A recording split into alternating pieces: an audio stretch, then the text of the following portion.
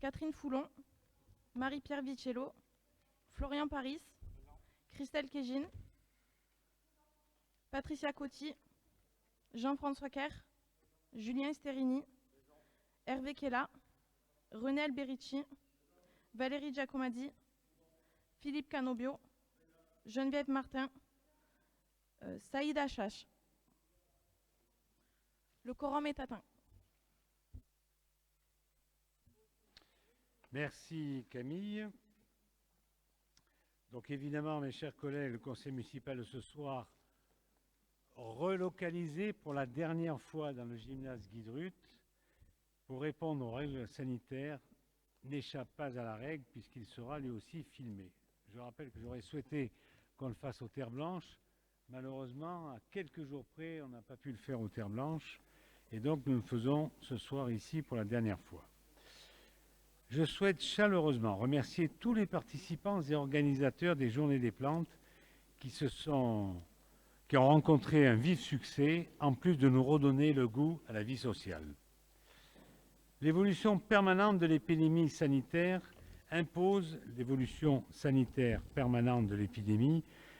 aux autorités des fluctuations incessantes dans les mesures à prendre et notamment les organisations de manifestations. Sachez que la municipalité souhaite permettre aux bouquins de retrouver le plus rapidement possible une vie des plus normales et va faire de son mieux pour leur redonner toute la joie de vivre d'avant Covid. La réouverture des terrasses, des restaurants nous laisse entrevoir le bout du tunnel qui semblerait apparaître au 30 juin. Comme à notre habitude, nous continuerons de soutenir toutes les étapes de ces phases de diminution et soutenir évidemment les bouquins dans ces phases de diminution des libertés, à l'image des cartes cadeaux de 25 € dont la distribution a commencé ce matin.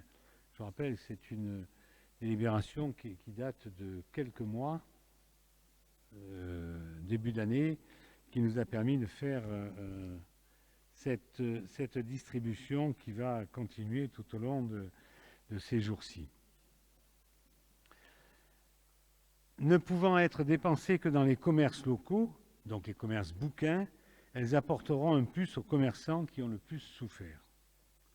La commune de Bouc-Bel-Air reste fortement mobilisée pour la campagne de vaccination, car c'est à ce jour le meilleur moyen d'enrayer l'épidémie du Covid et de retrouver une vie festive, notamment avec l'arrivée du pass sanitaire.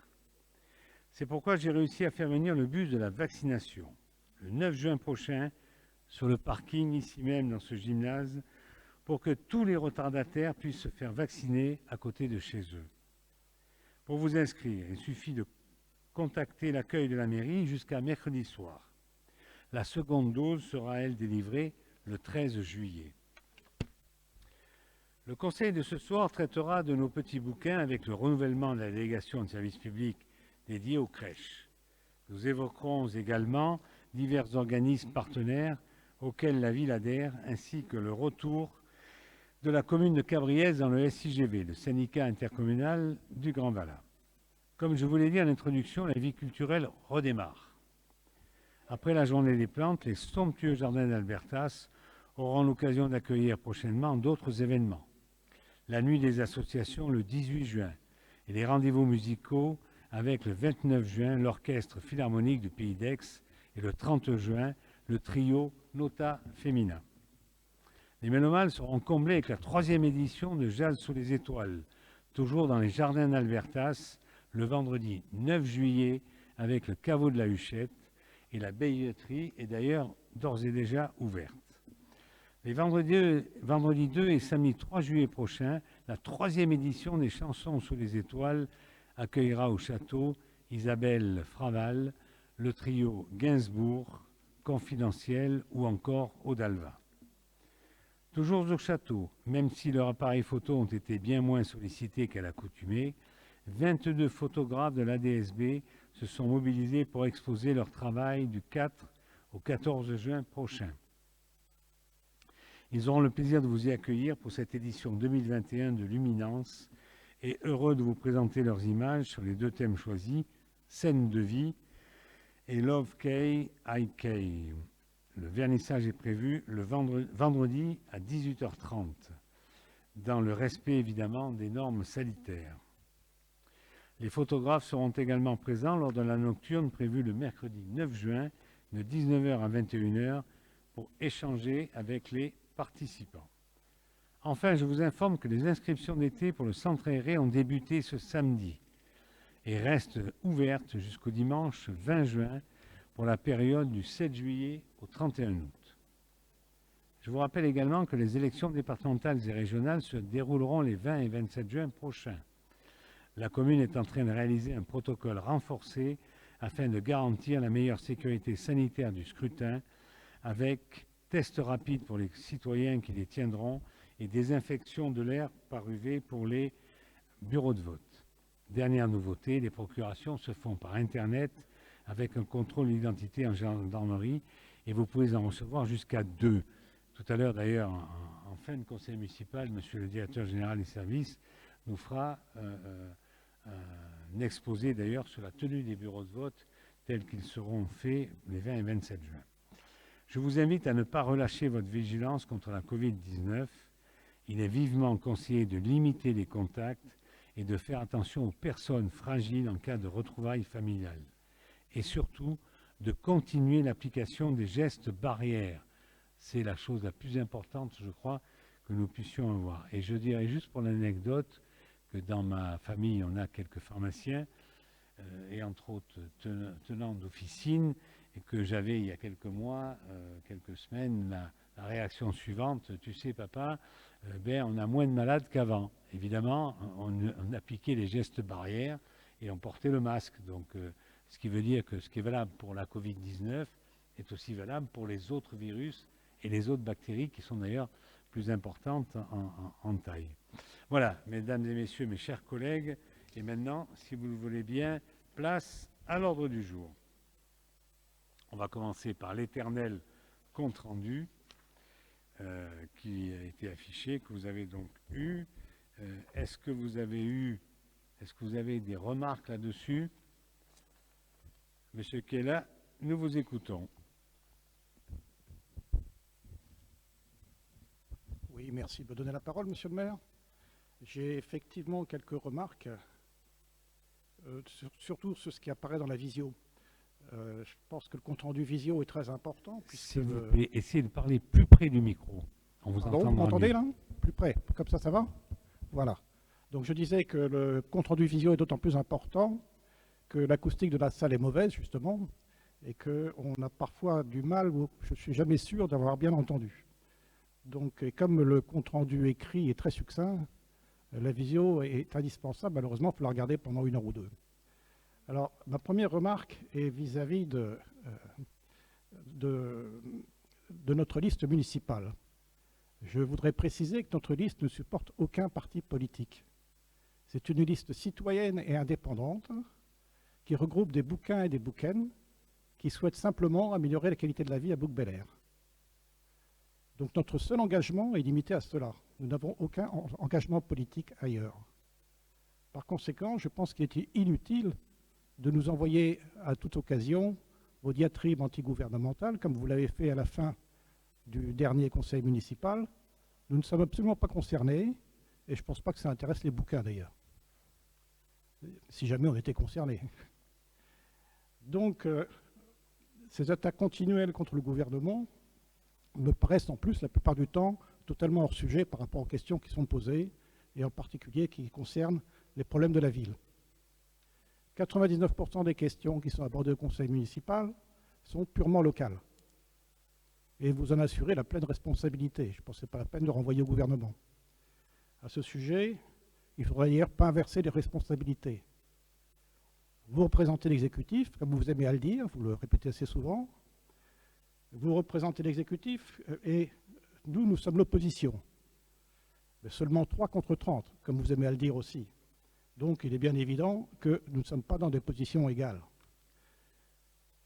Notre rôle n'est pas, comme vous le pensez aussi, de systématiquement faire de l'opposition.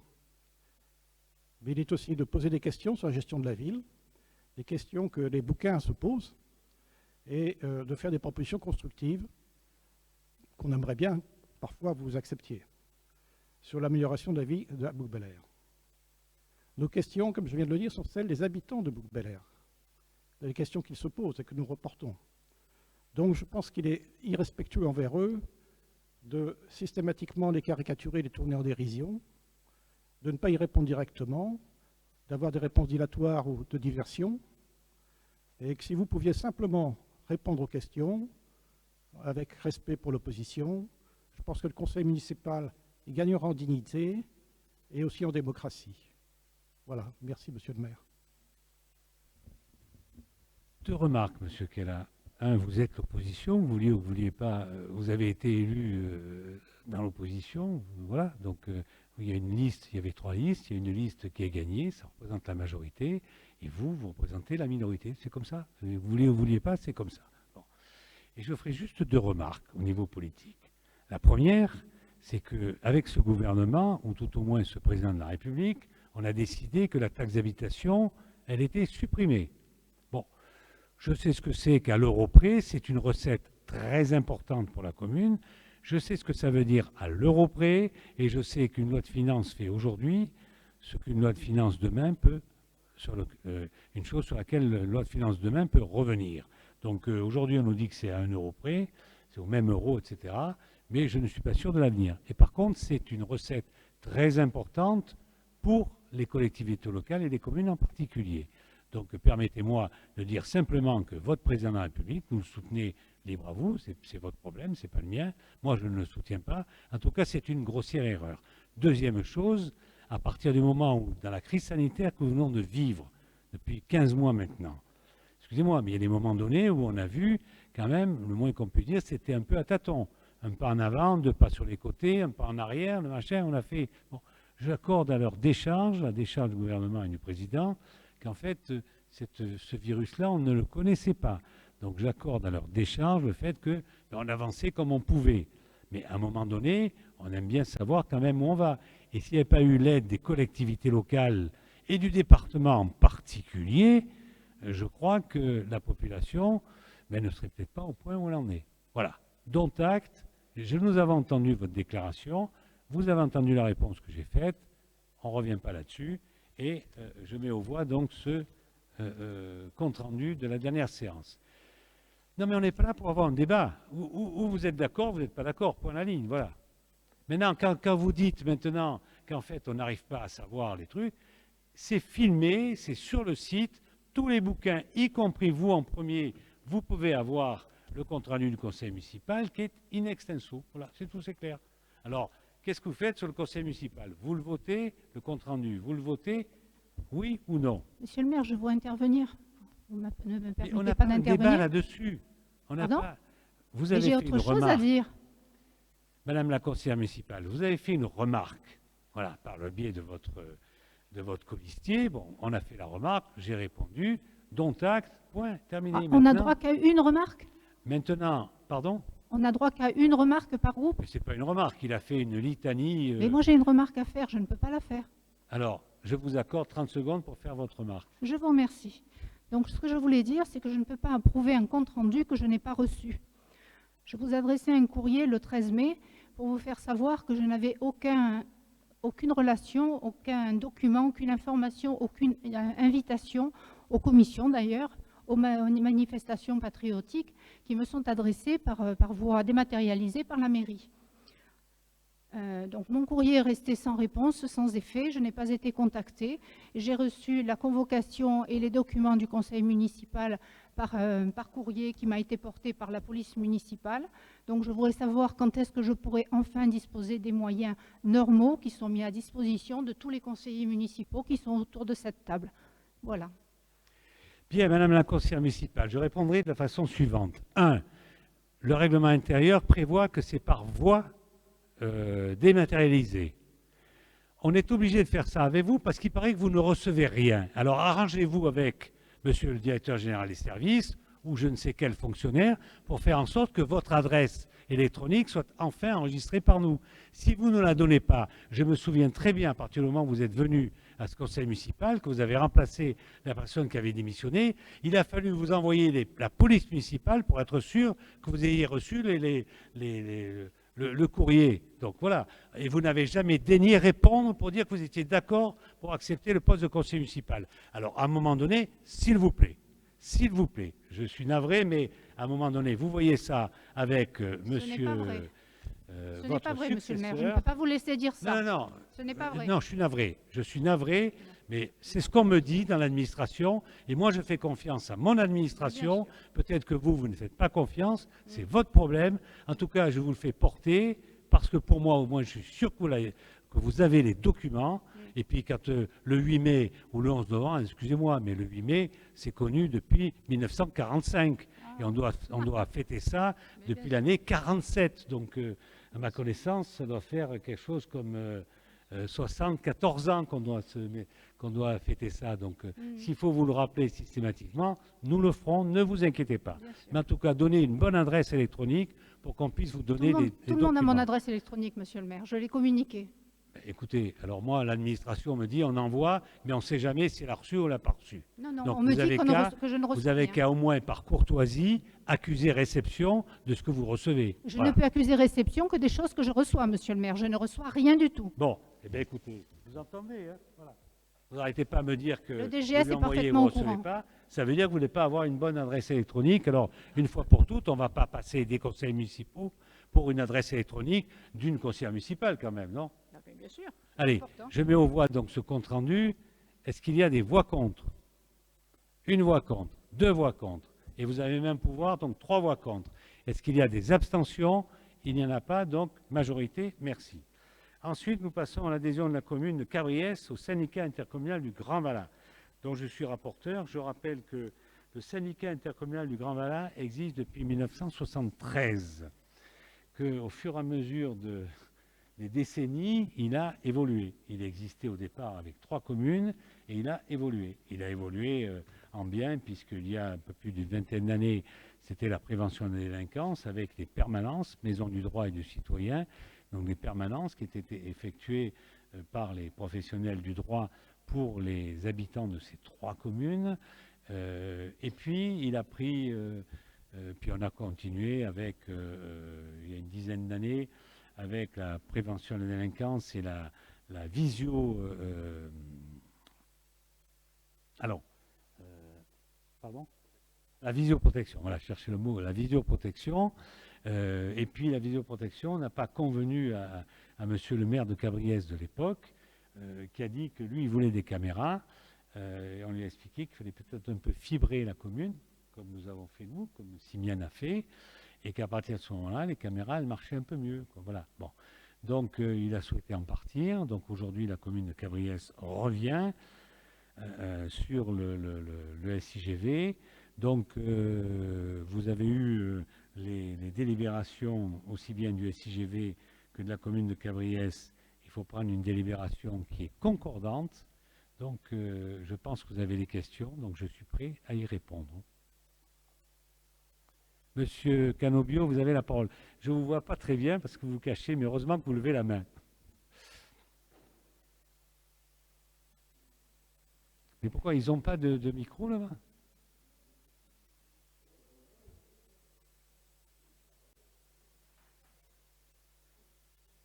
Bon, vous êtes 4, partagez-vous les micros.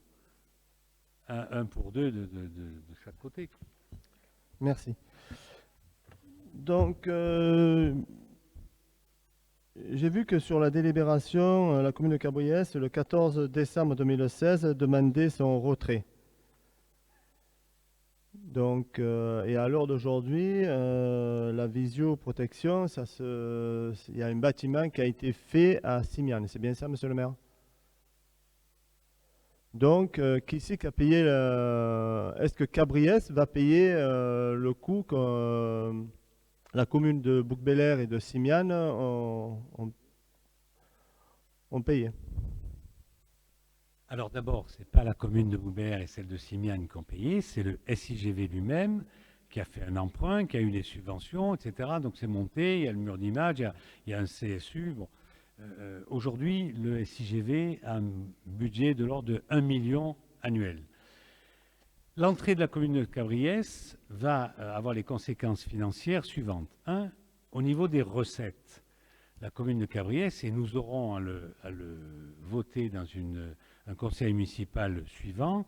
La commune de Cabriès prendra sa part à la confection du budget, sa part de dépenses, enfin, ou de recettes pour le SIGV, mais ça sera 32,7% pour Cabriès. C'est en fait au prorata du nombre d'habitants. Hein.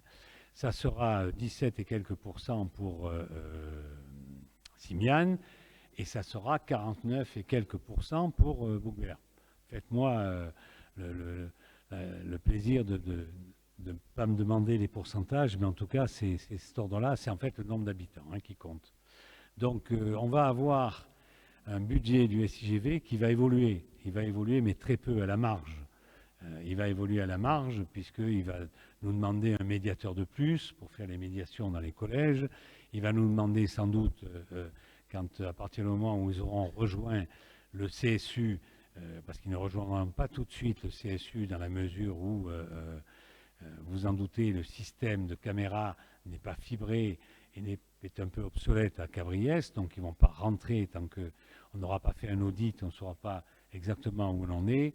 Et puis sur par contre la prévention des délinquances, sur le CSPD, ça y rentre tout de suite, c'est pour ça qu'il y a un médiateur. Et sur la permanence au niveau des citoyens, ils vont y rentrer tout de suite. Donc la proposition qui sera faite dans le cadre budgétaire, c'est d'augmenter la participation de Cabriès. Je pense qu'ils seront arrivés vraisemblablement en 2024-2025 au top, puisque l'informatique, ils ne vont pas rentrer tout de suite non plus, mais au summum, c'est-à-dire qu'à partir de ce moment-là, la commune de Cabriès participera aux chiffres que je vous ai donnés et que nous aurons à voter dans le cadre des nouveaux statuts qui seront dans un prochain conseil municipal. Mais on va monter en puissance. Alors dites-vous bien une chose, c'est que comme on a un remboursement du bâtiment, il en fera partie, parce que le CSU, s'il rentre dans le SIGV, le CSU et le SIGV, il y a aussi l'administration du SIGV qui sont dans ce bâtiment, donc la commune de Cabriès remboursera au même titre que les autres communes, puisque nous avons un emprunt à rembourser, 2 emprunts à rembourser là-dessus. Voilà un peu l'idée. Donc on va arriver à terme à ce que Bouc-Béliard paye beaucoup moins qu'il ne paye aujourd'hui. Et il en est de même pour Simiane, puisqu'il va y avoir un peu les vases communicants, c'est un tiers, un sixième et la moitié, on va le dire, à grosso modo, alors qu'aujourd'hui, on est à 2 tiers Bouc-Béliard et 1 tiers Simiane. Donc vous voyez que nous, on va tomber de 65 à 49 et des poussières, mettons 50%, et Simiane va tomber de 35% à 17%. C'est-à-dire on va, pour Simiane, à la moitié, et pour nous, on va tomber aux 2 tiers, pas tout à fait les 2 tiers, mais les 3/4 de ce qu'on a aujourd'hui. Voilà. Mais je ne peux pas vous donner exactement les chiffres, c'est fonction du budget du SIGV qui va très légèrement bouger, puisque les grands investissements ont été faits, il n'y a que le mur d'image qui n'a pas encore été payé, mais autrement le bâtiment a été payé, l'équipement informatique qui va arriver avec le data qui va être en miroir par rapport à celui que nous avons aujourd'hui, le data n'est pas payé mais est budgété en tout cas, et Simiane et Cabriès participera. Autre question? Pas d'autres questions. Donc je mets aux voix cette délibération sur l'entrée de la commune de Cabriès au SIGV. Est-ce qu'il y a des voix contre? Il n'y en a pas. Est-ce qu'il y a des abstentions? Donc il y a 3 abstentions, donc unanimité des votants. Merci. Passons à la délibération suivante. Il s'agit d'approuver la modification des statuts du SIGV, donc qui vous ont été donnés en fonction de cette entrée de Cabriès. Est-ce qu'il y a des questions là-dessus? Madame la conseillère municipale, vous avez la parole. Merci, monsieur le maire. Vous nous demandez donc d'approuver la modification des statuts du SIGV. Toutefois, les documents qui sont joints sont strictement identiques. On a un document qui est daté du 21 avril 2018 et un autre daté de mai 2021. Je n'ai pas trouvé de différence entre les 2 documents. Donc, je ne comprends pas le sens de cette note de synthèse. Qu'est-ce qu'elle a eu comme document? Enfin, moi, les documents que j'ai, nous avons dans l'article 1, objet, le grand 2, création et gestion d'un centre de supervision urbain intercommunal. Ce qui ne figurait pas dans les anciens statuts. Si, monsieur le maire. L'annexe à la délibération du 21 avril 2018 est absolument identique. On a la création et la gestion d'un centre de supervision urbain intercommunal. Je comprends pas. Pardon, parce que moi, j'ai pas ça, annexe. Oui, il y a écrit annexe à la délibération du 21/4/2018. Et comme dit madame, c'est exactement la même chose. Absolument. Donc ça, c'est les copier-coller, voyez-vous. Je suis sûr que c'est ça. Voilà, Absolument. copier-coller. Voilà, copier-coller. Donc voilà la ce que ça délibération ne présente aucun intérêt. Enfin, donne. Exactement, mais en fait, c'est pas le cas. Parce qu'en 2018, c'était pas du tout ça qu'il y avait écrit dans les statuts. Donc on vous a trompé sur la marchandise. Il y avait en fait la création et la gestion d'un centre de supervision urbain intercommunal qui ne figurait pas. Et l'article 2 ne pouvait pas figurer puisqu'en 2018, nous n'avions pas encore pris la décision de construire des locaux au 4 rue du Boulot à Simiane. Vous voyez, donc c'est clair. Je n'ai même pas besoin de voir, je sais pertinemment que ce n'était pas possible. Voilà. Donc, veuillez nous excuser pour cette erreur, mais c'est encore une histoire de copier-coller. Donc, partez du principe que ce qui vous a été donné où il y a écrit mai 2021, c'est ça la modification que l'on vous propose. Ce n'était pas écrit, en tout cas ces deux lignes qui sont surlignées en jaune pour ma part, la création et gestion d'un centre de supervision urbain intercommunal et le siège du syndicat, c'est ça les deux changements qu'on vous demande d'approuver.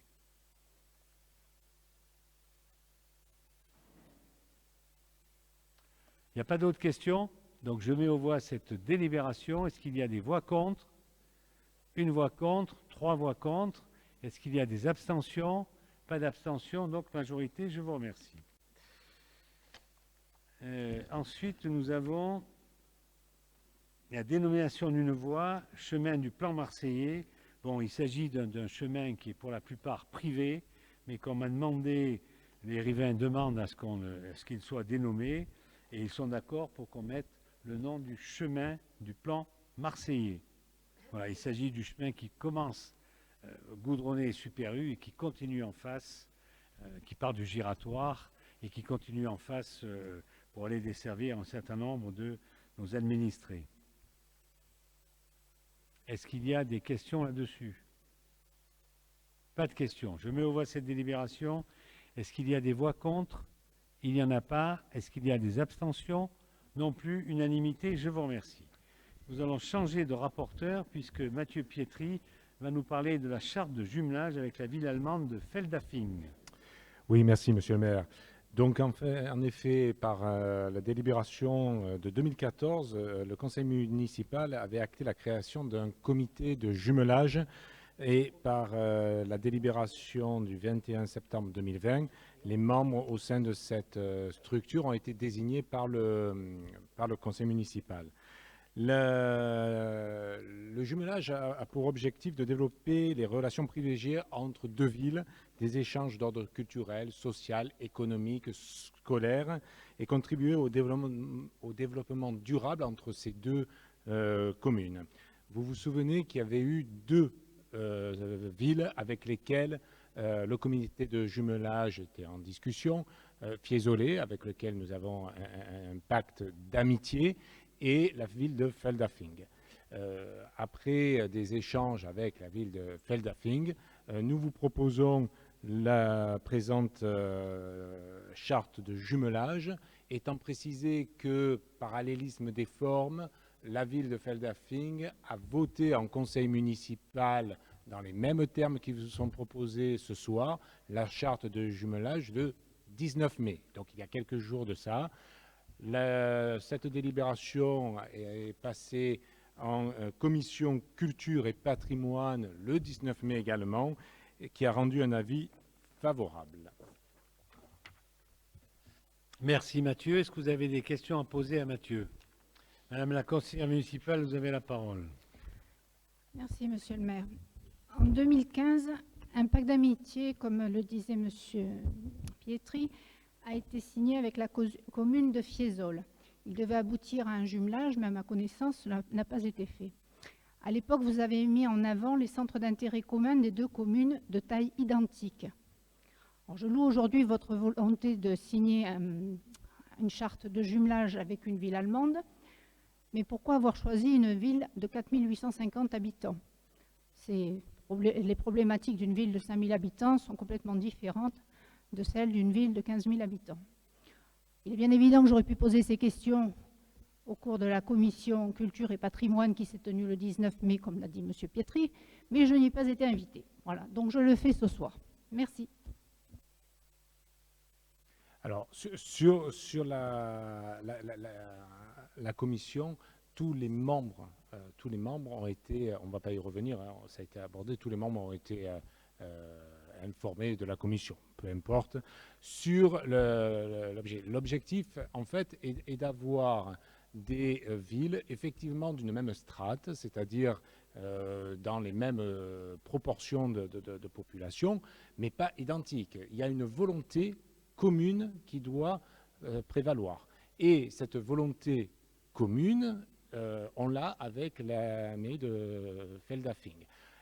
D'autre part, les compétences et les périmètres de chaque commune allemande et française sont très largement différentes. Donc la comparaison est quand même d'un pays à l'autre sujette à interprétation.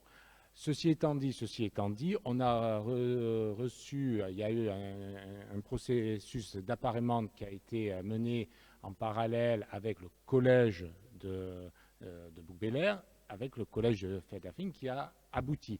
Donc oui, bien sûr, il faut que les villes soient dans la même strate. Néanmoins, le principal objectif est qu'il y ait une volonté des deux communes de participer à cette aventure. Aujourd'hui, on l'a du côté de Feldafing, Bouc-Bélair l'a également, et les tailles des villes n'empêchent absolument pas les échanges entre les groupes scolaires, les collèges, l'appareillement, etc., etc. Donc, ce n'est pas un frein.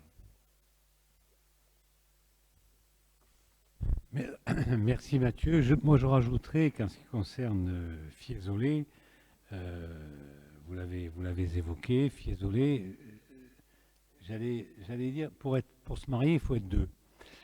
On s'est rendu compte qu'à part le maire de Fiesole et les deux, sa collaboratrice ou son adjoint, parce que je ne sais plus comment ça marche là-bas, c'est pas du tout comme chez nous, était pleinement favorable, mais en fait, c'est la population qui ne suit pas. Nous, on a un comité de jumelage qui fait que la population suit par le biais du comité de jumelage.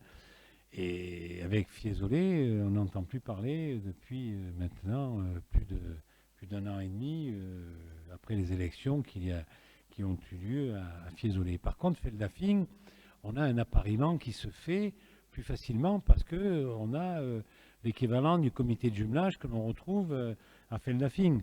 Feldafing, c'est en Bavière, c'est comme disait Mathieu Pietri, les communes allemandes sont un peu différentes des communes françaises. On n'a pas pas la même taille, c'est pas la même. Au niveau des Landes, on n'a pas le même système. Enfin, je vous l'accorde, mais on a quelque chose qui correspond un peu et qui n'est pas très très loin de la France, ce qui est intéressant aussi, puisque c'est à côté de München, à côté de Munich. Voilà, et on a surtout une population et un maire qui en veut. Voilà, Fiesole, c'est malheureusement, mais c'est en essayant, hein, en faisant un essai qu'on se rend compte si on peut se marier, si je puis m'exprimer ainsi. Et là, faisons l'essai avec les Allemands. Ça me paraît beaucoup mieux qu'avec les Italiens. Voilà. Donc je mets aux voix cette délibération. Est-ce qu'il y a des voix contre? Il n'y en a pas. Est-ce qu'il y a des abstentions? 3 abstentions. Donc ça fait 6 abstentions, c'est ça? Ok. 6 abstentions, donc unanimité des votants. Merci. Prochaine délibération, il s'agit de la tarification de prestations journalières et modalités d'occupation d'espaces municipaux. Rapporteur Mathieu Pietri.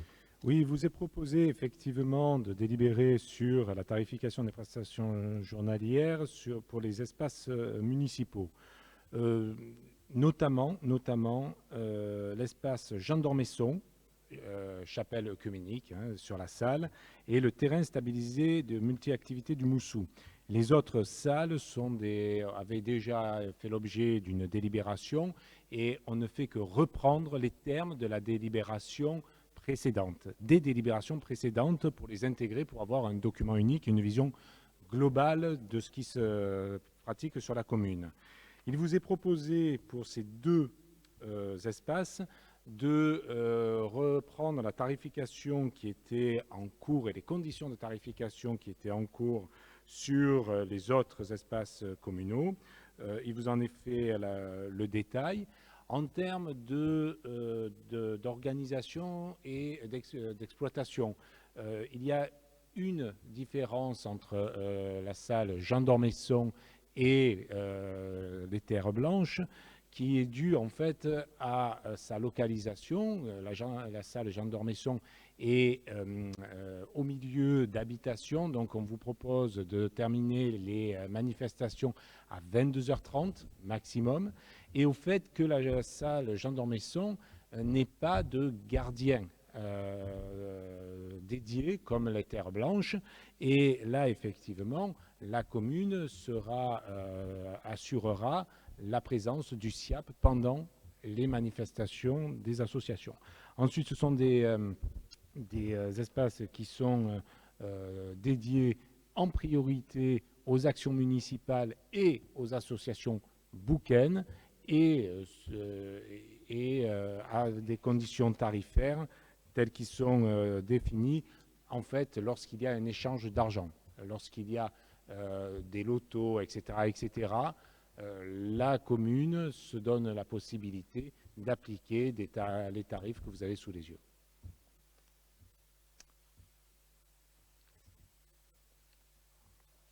Merci Mathieu. Est-ce que vous avez des questions à poser à Mathieu sur cette tarification? Donc je mets Madame la conseillère municipale, vous avez la parole. Oui, monsieur le maire, je voudrais savoir pourquoi, si j'ai bien compris, donc les tarifs n'ont pas évolué par rapport à la situation précédente. Mais je voudrais savoir pourquoi il n'est pas envisagé d'accorder la gratuité aux associations bouquaines qui disposent par ailleurs de subventions attribuées par la mairie. Alors, on a bien précisé que la gratuité était la règle. Le paiement se fait lorsqu'il y a des échanges d'argent, loto, etc., etc. Donc, vous avez le détail. Vous avez le détail. Donc, chaque fois qu'il y a échange d'argent, la mairie se réserve la possibilité d'avoir une facturation à hauteur. Alors, les sommes sont assez modiques. Ensuite, ça permet aussi de responsabiliser un peu tout le monde et d'avoir des associations qui se rendent compte que ce n'est pas totalement gratuit pour la communauté. Il y a un nettoyage qui est fait, il y a un gardiennage, il y a un SIAP qui est fait, etc., etc.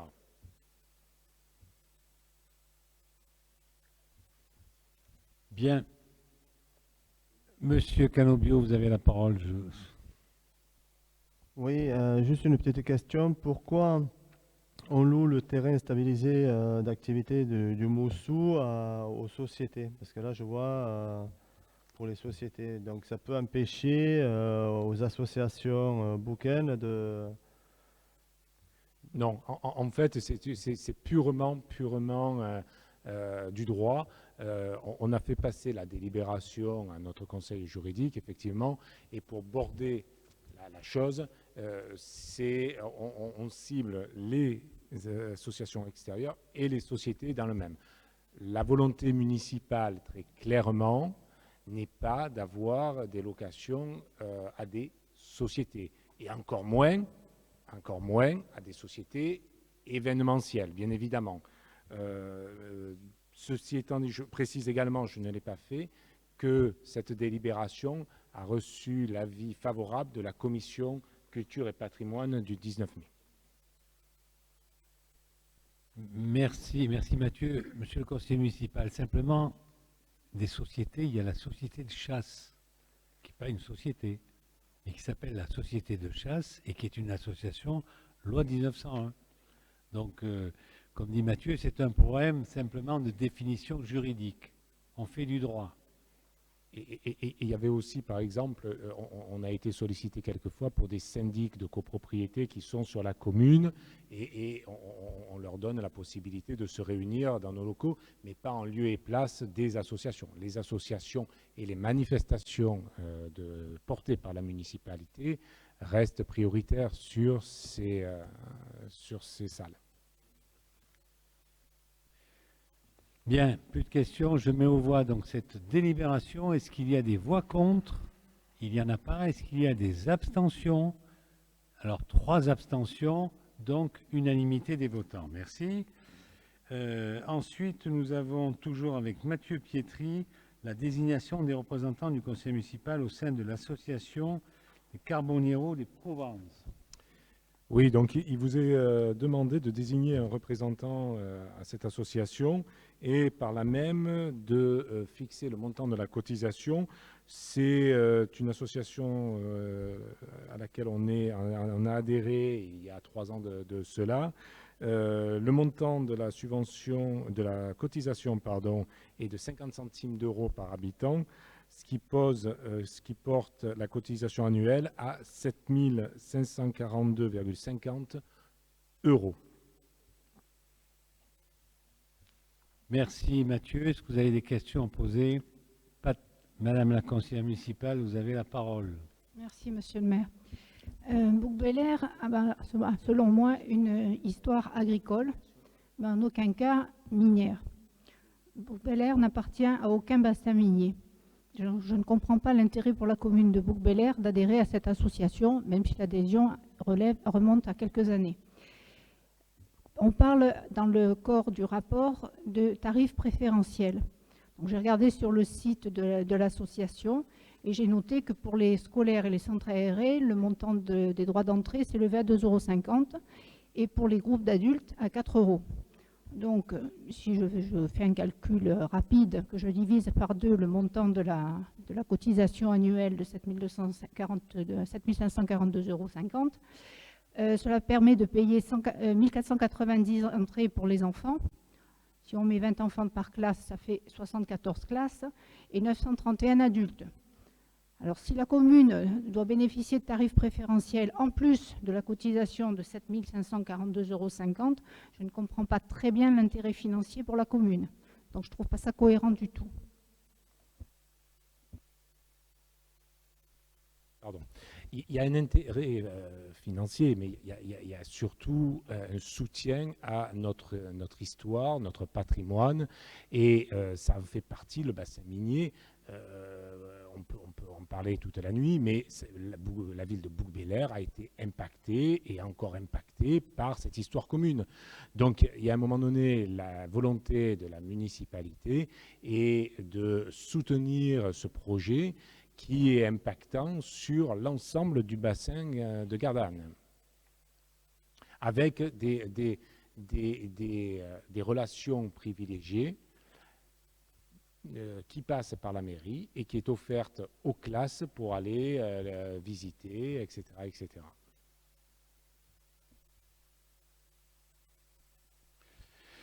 Voilà, je mets aux voix cette délibération. Est-ce qu'il y a des voix contre? Il n'y en a pas. Est-ce qu'il y a des abstentions? 6 abstentions. Unanimité des votants. Merci. Ensuite, on va désigner le représentant au conseil d'administration, c'est ça? Conseil d'administration de Carbonero des Provences. Alors, je vous propose Mathieu Pietri. Est-ce qu'il y a un autre candidat? Pas d'autre candidat. Donc, je mets cette candidature aux voix. Qui est contre? Qui s'abstient? Donc, il y a une abstention. Donc, une abstention pour Mathieu Pietri. C'est bien, Mathieu? Voilà, tu as fait l'unanimité des votants, mais une unanimité qui est encore plus grande qu'avant. Voilà. Ensuite, nous allons changer de rapporteur, puisque Corinne Lemeu va nous parler du contrat de concession pour la DSP des crèches.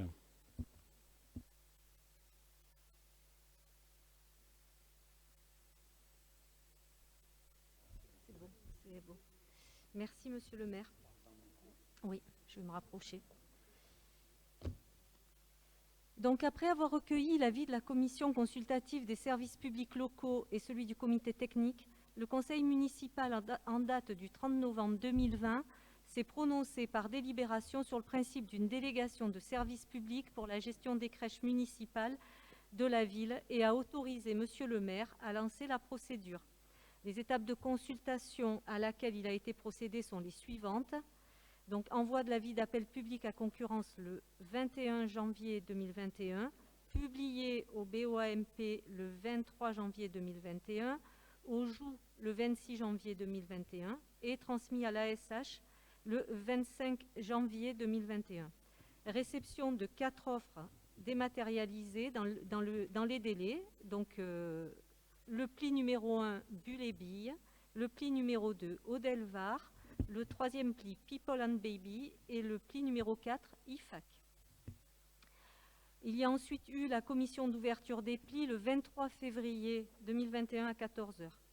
La commission d'ouverture des offres par la commission de délégation de services publics a eu lieu en date du 15 mars 2021 à 15 h, qui a adopté un avis invitant monsieur le maire à engager les négociations avec 3 des candidats. Les négociations ont eu lieu le 24 mars 2021 par rencontre physique avec les candidats. Et enfin, la date limite de remise des offres finales s'est faite le 2 avril 2021. À l'issue de l'analyse des offres finales, le choix de monsieur le maire se porte sur l'association Bulle et Billes, donc le pli numéro 1, ayant présenté la meilleure offre au regard de l'avantage économique global. Ainsi, au regard du rapport des services et de la nature des prestations envisagées, il est demandé au conseil municipal d'approuver le choix de l'association Bulle et Billes en qualité de délégataire de services publics pour la gestion des crèches municipales de la ville, d'approuver le contrat de délégation du service public pour la gestion des crèches municipales, d'autoriser monsieur le maire à signer le contrat de délégation de service public pour la gestion des crèches et tous les documents y afférents, et d'autoriser monsieur le maire à effectuer toute diligence pour rendre le contrat exécutoire. Voilà, monsieur le maire. Oui. Merci Corinne. Est-ce que vous avez des questions à poser à Corinne Lemeur? Pas de questions. Donc je mets aux voix cette délibération. Est-ce qu'il y a des voix contre? Il n'y en a pas. Est-ce qu'il y a des abstentions? Il n'y en a pas non plus. Donc unanimité. Merci. Ensuite, nous allons passer à un autre rapporteur qui s'appelle Thomas Bergère, qui va nous parler convention de servitude Enedis pour la réhabilitation de la chapelle œcuménique au boulevard Paul Cézanne. Oui, merci monsieur le maire. Dans le cadre de la rénovation de la chapelle œcuménique, la mairie doit concéder à la société Enedis un droit de servitude pour qu'elle puisse effectuer les raccordements de l'alimentation électrique.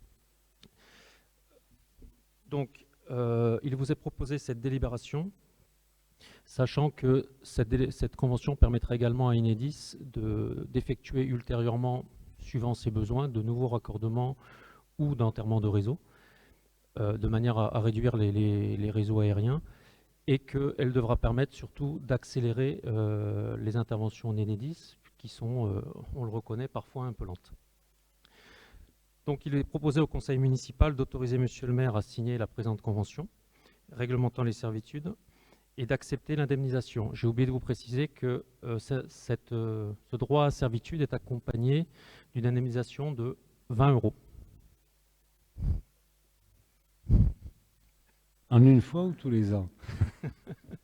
Excusez-moi, j'ai failli l'oublier.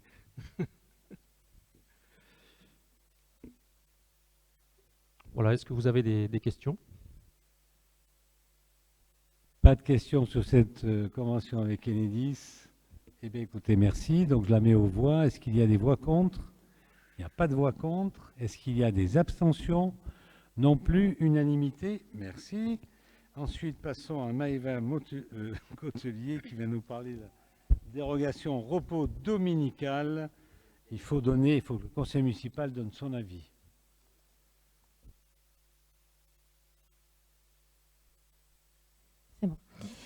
Merci, Monsieur le maire. Donc, pour permettre aux commerces de rattraper la baisse du chiffre d'affaires qu'ils ont subi du fait des fermetures imposées pendant la crise sanitaire, Monsieur le préfet sollicite l'avis des maires sur une éventuelle dérogation au repos dominical sur la période du 30 mai au 27 juin 2021. Dans le cadre de la transparence et de la concertation, Monsieur le maire avait la volonté de soumettre cela en conseil municipal ce soir, et c'est pour cette raison que la préfecture nous a accordé un délai pour émettre cet avis. Il est donc proposé ce soir au conseil municipal d'émettre un avis favorable pour continuer d'accompagner les entreprises bouquaines dans le cadre de la relance économique, d'autant plus que cela a été demandé par de très nombreux commerçants sur la commune. Merci Maëva. Je le dis aux rapporteurs, à ceux qui s'expriment, quand vous appuyez, que vous avez la parole, que ce truc est allumé, on ne le voit pas. Par contre, il y a écrit speak. Et quand c'est coupé, il y a écrit ready. Ça veut dire qu'on est prêt. Voilà, comme ça vous le savez, plutôt que de regarder toujours votre truc. Voilà. Est-ce que vous avez des questions à poser à Maëva? Pas de questions. Donc je mets aux voix cette délibération. Est-ce qu'il y a des voix contre? Il n'y en a pas. Est-ce qu'il y a des abstentions? Il n'y en a pas non plus. Donc unanimité. Je vous remercie. Mille excuses à Sophie Suras parce que je l'ai sauté. J'ai oublié de parler de la réitération de la garantie d'emprunt SFHE avenant de réaménagement numéro, peu importe. Sophie, on t'écoute. Merci, Monsieur le maire. La Société française des habitations économiques, société anonyme à loyer modéré, a sollicité de la Caisse des dépôts et consignations, qui a accepté, le réaménagement selon de nouvelles caractéristiques financières des lignes de prêt 116 83 92 et 124 57 52, initialement garanties par la commune de Bouc-Béliard pour une quotité de 45%. En conséquence, la commune est appelée à délibérer en vue d'apporter sa garantie pour le remboursement des dites lignes de prêt réaménagées, tel que cela est prévu dans l'avenant de réaménagement numéro 102-843.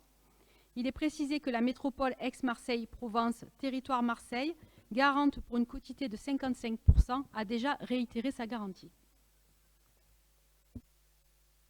Merci Sophie. Est-ce que vous avez des questions à poser à Sophie? Madame la conseillère municipale, vous avez la parole. Alors, le document qui nous est soumis est un document très technique. Il ne met pas en avant les modifications des caractéristiques financières par rapport à l'ancienne mouture. Nous ne pouvons donc nous prononcer sur ce document et sur ce rapport. Pas de problème. Alors, je peux vous apporter quelques détails.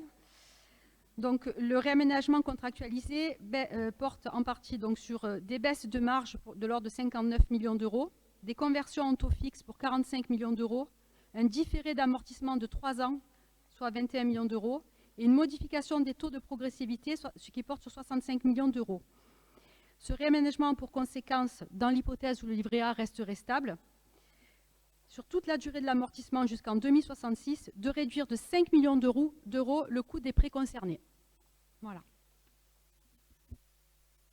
Est-ce que ça vous satisfait comme réponse? Bon, merci. Donc je mets aux voix cette délibération. Est-ce qu'il y a des voix contre? Il n'y en a pas. Est-ce qu'il y a des abstentions? Une abstention, 3 abstentions. Donc unanimité des votants. Je vous remercie. Ensuite, nous avons Joseph Cassaro qui va nous parler de l'adhésion au groupement de commandes de la métropole Aix-Marseille-Provence pour la mise en place d'un automate d'appel et d'alerte automatisé des populations. Où il est, Oui, merci Monsieur le maire. Et voilà. bonsoir à tous. En effet, le marché actuel qui est relatif à la gestion de l'automate d'appel et d'alerte des populations a pris fin depuis décembre 2020. Et il se trouve que la métropole Aix-Marseille-Provence propose de constituer de constituer un groupement de commandes pour choisir un nouveau prestataire conformément aux règles de la commande publique. De cette façon, la commune de Bouc-Béliard disposera d'un outil qui permettra de diffuser auprès de la population l'alerte, mais aussi les consignes de sécurité et d'évacuation en cas de catastrophe naturelle. Et pour finir, tout ce qui touche aux risques technologiques, mais aussi tout ce que nous pourrions utiliser, on ne le souhaite pas bien sûr, mais tout ce qui pourrait naître à l'avenir. Cette action s'inscrit dans le cadre de la loi numéro 2004-811 du 13 août 2004 de modernisation de la sécurité civile, qui précise que le plan communal de sauvegarde fixe les modalités de l'organisation nécessaires à la diffusion d'alertes et de consignes de sécurité. En conséquence, il est proposé au conseil municipal d'adhérer au groupement de commandes conformément aux dispositions de l'article L 2113-6 du Code de la commande publique.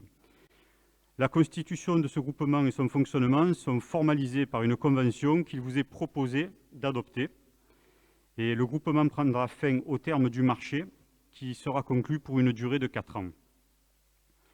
La métropole Aix-Marseille-Provence assurera les fonctions de coordonnateur du groupement. Elle procédera à l'organisation de l'ensemble des opérations de sélection du contractant. Et conformément à l'article L 2113-7 du Code de la commande publique, elle sera chargée de signer et notifier l'accord cadre. Il revient bien sûr à chaque collectivité membre du groupement, pour ce qui la concerne, de prendre en charge de passer et d'exécuter son propre marché subséquent pour son périmètre de compétences et de sa responsabilité, et s'assurera bien sûr de sa bonne exécution, notamment en ce qui concerne le paiement du prix. La commission d'appel d'offres sera celle de la métropole Aix-Marseille-Provence. Voilà. Eh bien, on en a pour un moment. Là. La commission d'appel d'offres de la métropole. Bien, voilà. Simplement, l'automate d'appel, c'est quelque chose dont on se sert assez fréquemment, encore aujourd'hui, puisque on a le bus de la vaccination qui est proposé à nos concitoyens, donc le 9 juin, je vous l'ai dit tout à l'heure, et pour le retour, la deuxième injection le 13 juillet. Donc aujourd'hui, on a encore fait un rappel à nos administrés de s'inscrire s'ils le souhaitent. Voilà. Donc l'automate d'appel est quelque chose dont la commune s'est servie, le maire s'est servi depuis la crise et même avant la crise. Et si on a un souci quelconque, c'est quelque chose d'extrêmement intéressant. Alors après, on peut avoir des SMS aussi, mais là, on l'a fait avec des appels téléphoniques qui ont été reçus et surtout quand vous avez des gens qui sont confinés, au moins ils ont quelqu'un d'extérieur qui vient à leur rencontre, qui vient leur parler, ils sont contents, vous ne pouvez pas vous imaginer. Voilà. Voilà ce que je voulais vous dire. Est-ce que vous avez des questions à poser à Jo Cassaro? Pas de questions. Donc je mets au voie cette délibération. Est-ce qu'il y a des voix contre? Il n'y en a pas. Est-ce qu'il y a des abstentions? Il n'y en a pas non plus. Donc unanimité. Je vous remercie. Ensuite, nous allons changer de rapporteur et Marie-Pierre Vitiello va nous parler de la création d'un poste non permanent pour faire face à un accroissement saisonnier d'activité. Oui, merci Monsieur le maire. Donc, afin de pouvoir réaliser le projet de la surveillance en forêt, le service sport et vie associative a besoin d'un agent pour encadrer les jeunes participants. Donc, il est proposé ce soir au conseil municipal de créer un poste temporaire d'agent de surveillance en forêt à temps complet à partir du 1er juillet et pour une période de 2 mois. Merci Marie-Pierre. Est-ce que vous avez des questions à poser à Marie-Pierre? Pas de questions. Je mets au voie cette délibération. Est-ce qu'il y a des voix contre? Il n'y en a pas. Est-ce qu'il y a des abstentions? Il n'y en a pas. Donc unanimité. Je vous remercie. Ensuite, Marie-Pierre va continuer avec l'accueil d'un stagiaire de l'enseignement supérieur auprès de la DGS. Oui, merci Monsieur le maire. Donc, comme nous l'avions déjà évoqué lors du précédent conseil municipal, la commune a fait le choix de soutenir les étudiants en études supérieures en les acceptant en stage. Fort de cette expérience que l'on peut qualifier plutôt de réussie, nous vous proposons d'accueillir un nouvel étudiant auprès de la Direction générale des services. Donc je vous rappelle que la trésorerie principale nous demande une délibération qui autorise Monsieur le maire d'une part à signer la convention d'accueil du stagiaire et d'autre part à lui verser la gratification à laquelle il a droit. Merci Marie-Pierre. Est-ce que vous avez des questions à poser à Marie-Pierre Vitiello là-dessus? Pas de questions. Je mets au voie cette délibération. Est-ce qu'il y a des voix contre? Il n'y en a pas. Est-ce qu'il y a des abstentions? il n'y en a pas non plus unanimité. Et puis j'ai sauté la délibération numéro 13, qui est la création de 3 postes permanents au registre des effectifs. Je voulais voir si vous suiviez. Donc personne ne suivait, donc je vais donner la parole à Marie-Pierre Vitiello. Donc merci. J'avais suivi, puisque c'était ma première normalement.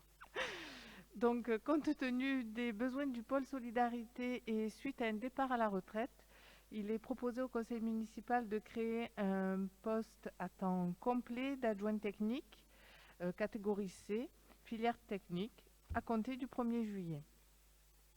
Et parallèlement à cela, pour le service des sports et vie associative, suite à des réussites de concours, il est proposé de créer 2 postes d'agent de maîtrise, catégorie C, à temps complet, filière technique, et ça aussi à compter du 1er juillet 2021.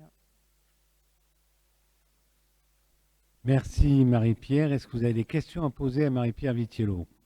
Pas de questions. Je mets aux voix cette délibération. Est-ce qu'il y a des voix contre? Il n'y en a pas. Est-ce qu'il y a des abstentions? Il n'y en a pas non plus d'unanimité. Je vous remercie. Eh bien écoutez, nous en avons fini avec l'ordre du jour.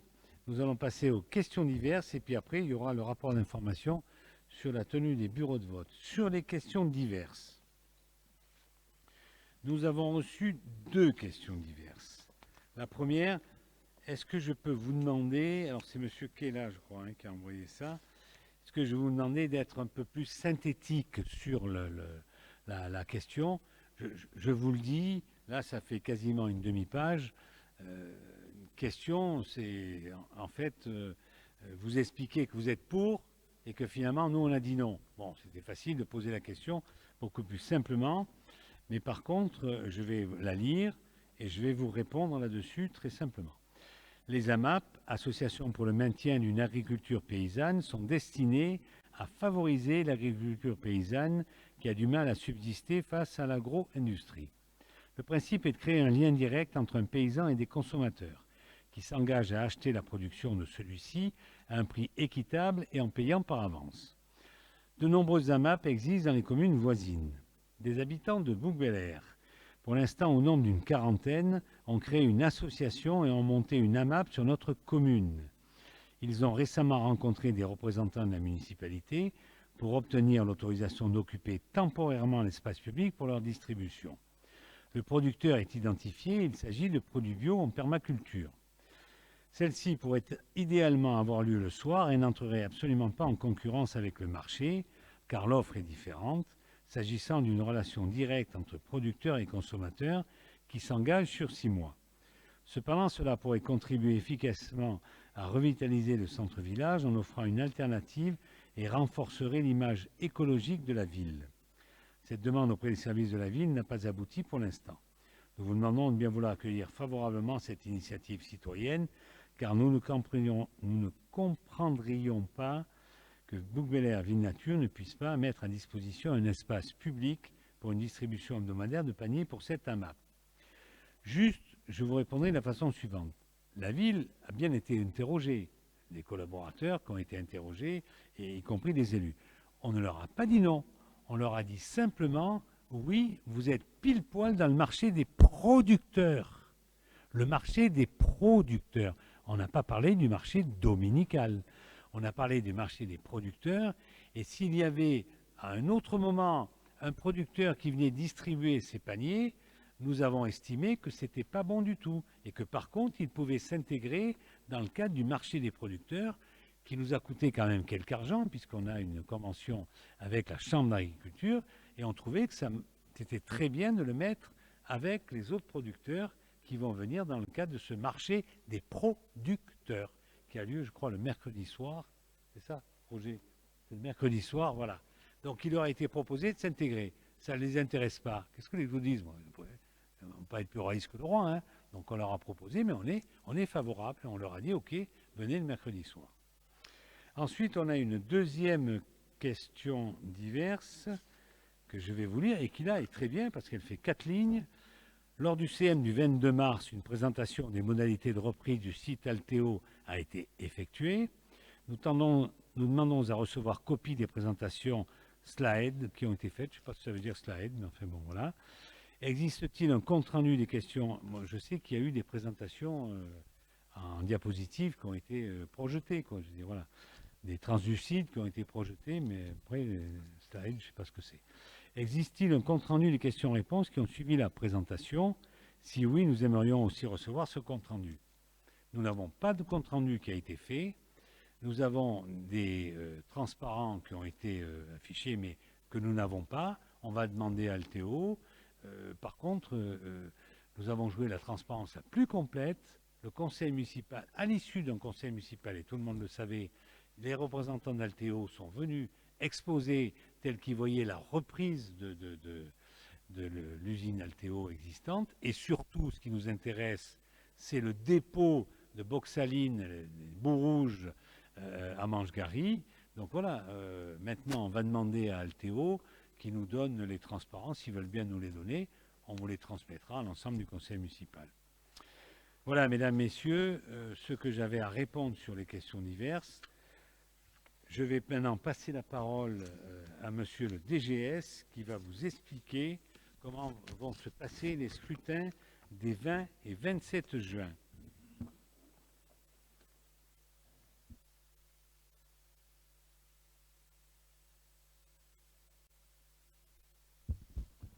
Oui, c'est bon? Oui. Oui, merci monsieur le maire.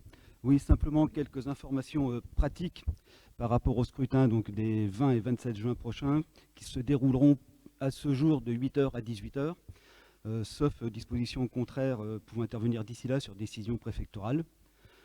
Pour mémoire, il y a 11 842 électeurs bouquins donc, répartis dans 14 bureaux x 2 cette année.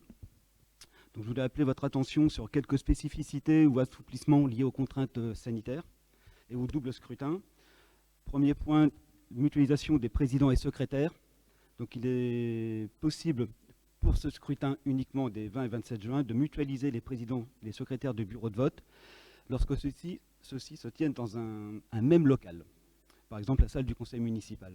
Donc mutualisation, ça veut dire que le même président présidera le scrutin départemental et le scrutin régional en s'appuyant en revanche sur une équipe d'assesseurs différenciée. Donc à ce jour, il est envisagé une mutualisation de présidents pour 11 des 14 bureaux de vote, sauf les Vergers, le 7, le bureau 8, la Graciane, et le 14, le foyer des anciens, en raison de leur configuration.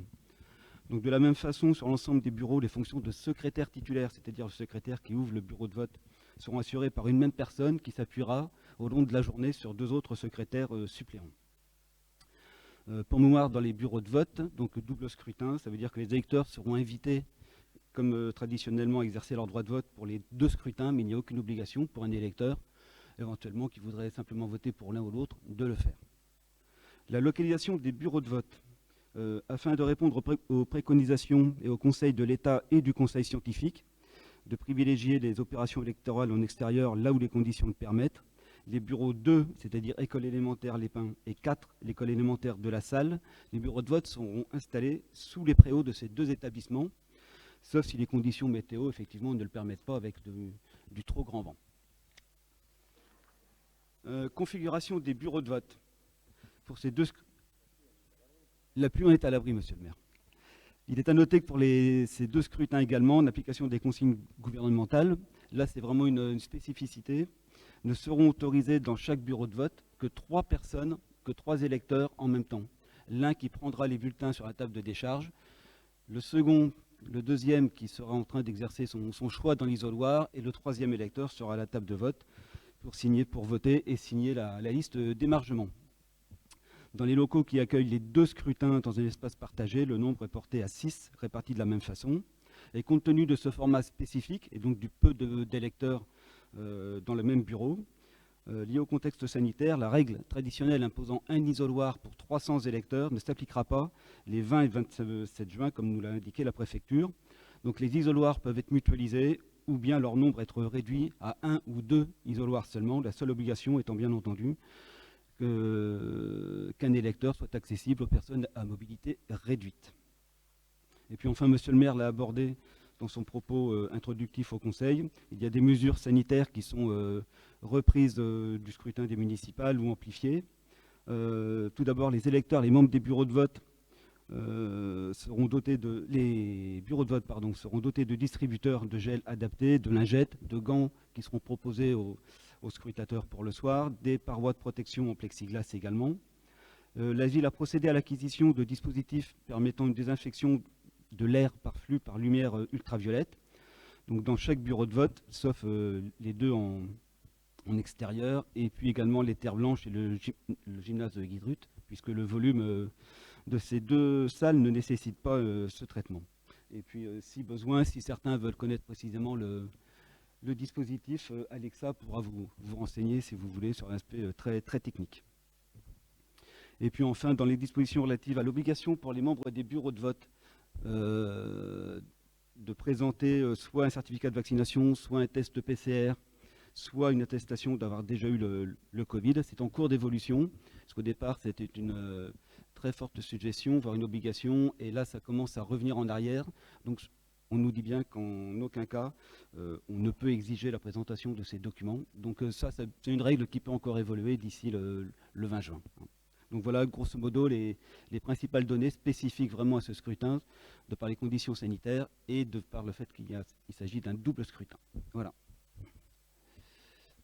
Merci, monsieur le directeur général des services. Je crois que ça a été suffisamment explicite. Je tenais absolument à ce que, même si la loi ou les règlements ne me l'obligent pas, puisque les bureaux de vote, c'est quelque chose, c'est le maire au titre de l'État, et non pas au titre du conseil municipal, je tenais à ce que l'ensemble des élus soient au courant de la façon dont nous allons traiter les élections à venir. Hein. C'est un peu compliqué, parce qu'on a le double bureau de vote, départemental et régional, et surtout, on a les contraintes sanitaires. Donc je voulais que vous soyez tous, les uns et les autres, au courant de ce qui sera fait dans le cadre de ces élections, de manière à ce que les électeurs n'aient pas, on l'a vu, au moment des municipales, il y en a un certain nombre qui ne sont pas venus par peur de ce qui allait se passer. Bon, les choses sont différentes. On maîtrise un peu mieux ce coronavirus qui s'appelle la Covid-19. On le maîtrise un peu mieux. Vous me direz, 18 mois après, c'est quand même normal. Et je tenais à ce que vous le sachiez, comment on l'organisera. Par contre, si vous avez des questions à poser au directeur général des services, allez-y. Donc il a été suffisamment clair. Vous voyez, monsieur Kella, qu'on est obligé de faire aussi un peu de politique quelquefois, parce que ne serait-ce que faire des bureaux de vote pour les élections politiques, vous voyez, je suis obligé de m'y pencher. OK ? Eh bien, écoutez, l'ordre du jour est terminé. Je vous souhaite à toutes et à tous une très bon appétit et une très bonne soirée.